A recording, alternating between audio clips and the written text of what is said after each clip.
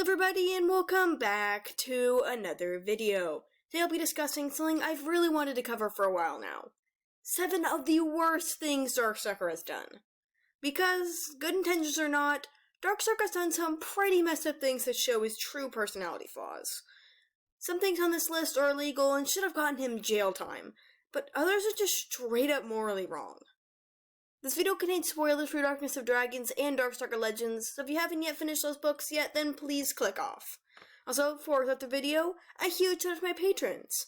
Crit0BluxMan, Dragglelover95, Springtail Productions, and 3 Moons. Thank you all so much for your immense support. Links to their social medias are in the description down below.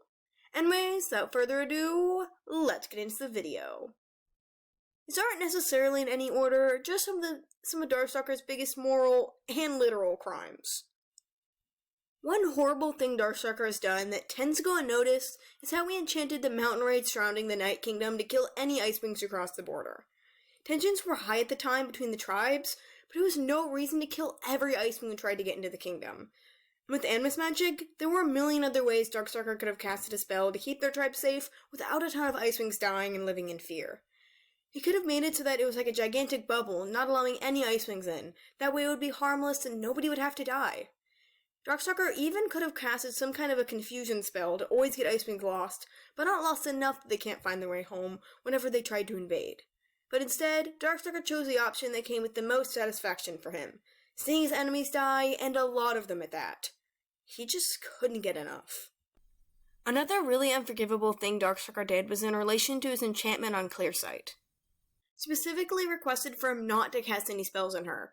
And that's totally understandable, because it would just be wrong to not know if someone was controlling your thoughts and feelings. Darkstalker went against her wishes and broke her trust by casting a spell with this 𝙈𝙤𝙍 magic that manipulated her visions of the future, making her only able to see happy futures, completely unaware of anything bad to come. And while this may seem okay on the surface, it really isn't. Not only did Darkstalker lie to Clearsight, his own girlfriend, and deceive her, but he also could have put her in danger. Just think about it. What if something horrible was going to happen and Clearsight would have been able to see it and stop it?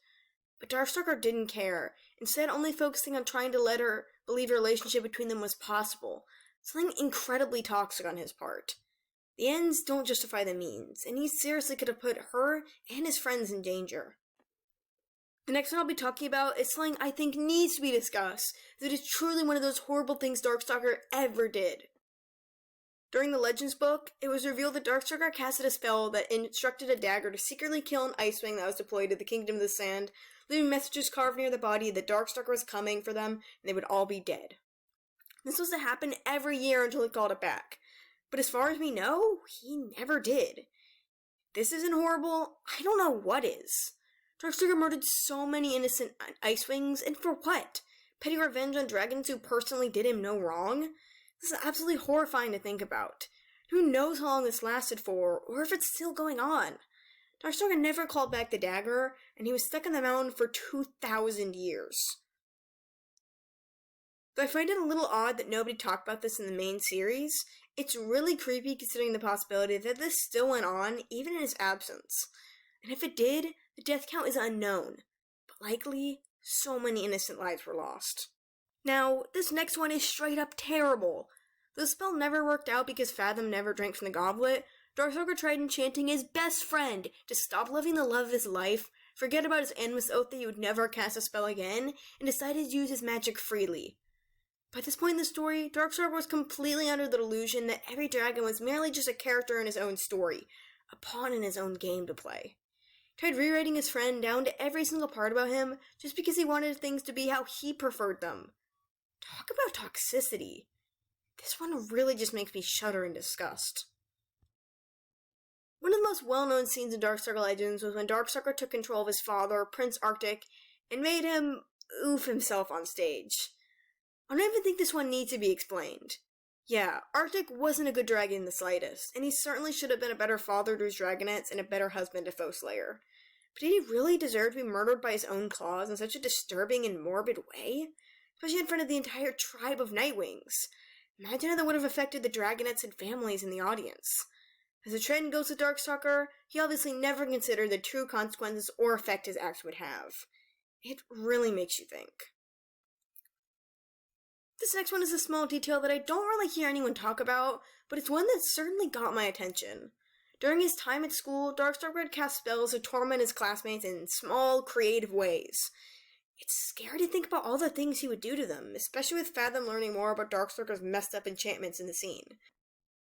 He gave Diamond nightmares about how he could kill her and other terrible things he had kept hidden from his friends. There's also the subtle manipulation that really deserves to be acknowledged.